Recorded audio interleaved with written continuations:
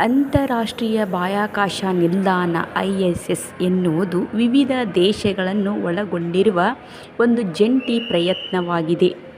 ಬಾಹ್ಯಾಕಾಶದಲ್ಲಿ ಮಾನವರು ನಿರ್ಮಿಸಿರುವ ಅತ್ಯಂತ ದೊಡ್ಡ ವಸ್ತು ಎಂಬ ಹೆಗ್ಗಳಿಕೆಗೆ ಈ ಬಾಹ್ಯಾಕಾಶ ನಿಲ್ದಾಣ ಪಾತ್ರವಾಗಿದೆ.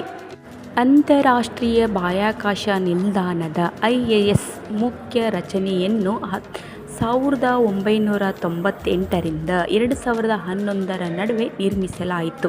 ಆದರೆ ಬಾಹ್ಯಾಕಾಶ ನಿಲ್ದಾಣ ನೂತನ ಯೋಜನೆಗಳು ಮತ್ತು ಪ್ರಯೋಗಗಳ ಮೂಲಕ ಇಂದಿಗೂ ವಿಕಾಸ ಹೊಂದುತ್ತಲೇ ಸಾಗುತ್ತಿದೆ. ಸುತ್ತು ಜಗತ್ತಿಗೆ ಸ್ವಾಗತ. ನಮಸ್ಕಾರಗಳು ಸ್ನೇಹಿತರೆ. ನವೆಂಬರ್ 2, 2002 ಬಳಿಕ ಗಗನಯಾತ್ರಿಗಳು ನಿರಂತರವಾಗಿ ಬಾಹ್ಯಾಕಾಶ ನಿಲ್ದಾಣದಲ್ಲಿ ವಾಸಿಸುತ್ತಲೇ ಬಂದಿದ್ದಾರೆ. ಅಂತರರಾಷ್ಟ್ರೀಯ ಬಾಹ್ಯಾಕಾಶ ನಿಲ್ದಾಣದ ಮಾಲೀಕತ್ವ ಯಾವುದೇ ಒಂದು ದೇಶದ ಬಳಿ ಇಲ್ಲ. ಬದಲಿಗೆ ಅದನ್ನು ಒಂದು ಸಹಕಾರಿ ಕಾರ್ಯಕ್ರಮದಡಿ ನಿರ್ವಹಿಸಲಾಗುತ್ತದೆ.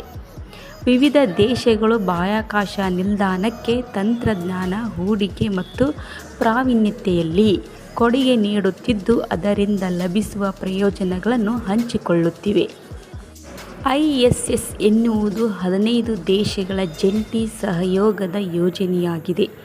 ನಾಸಾ ಅಂದರೆ ಅಮೆರಿಕ, ರಾಸ್ಕಾಸ್ಮೋಸ್ ಅಂದರೆ ರಷ್ಯಾ, ESA ಅಂದರೆ ಯುರೋಪ್, JAXA ಅಂದರೆ ಜಪಾನ್ ಮತ್ತು CSSA ಅಂದರೆ ಕೆನಡಾ ISSಗೆ ಪ್ರಮುಖ ಕೊಡುಗೆಗಳನ್ನು ನೀಡುತ್ತವೆ.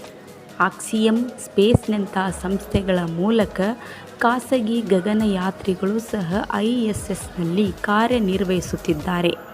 ಇದರಡಿಯಲ್ಲಿ UAEಯಂತಹ ರಾಷ್ಟ್ರಗಳು ಆಗಾಗ ತಮ್ಮ ಗಗನಯಾತ್ರಿಗಳನ್ನು ಕಳುಹಿಸಿಕೊಡುತ್ತಾರೆ.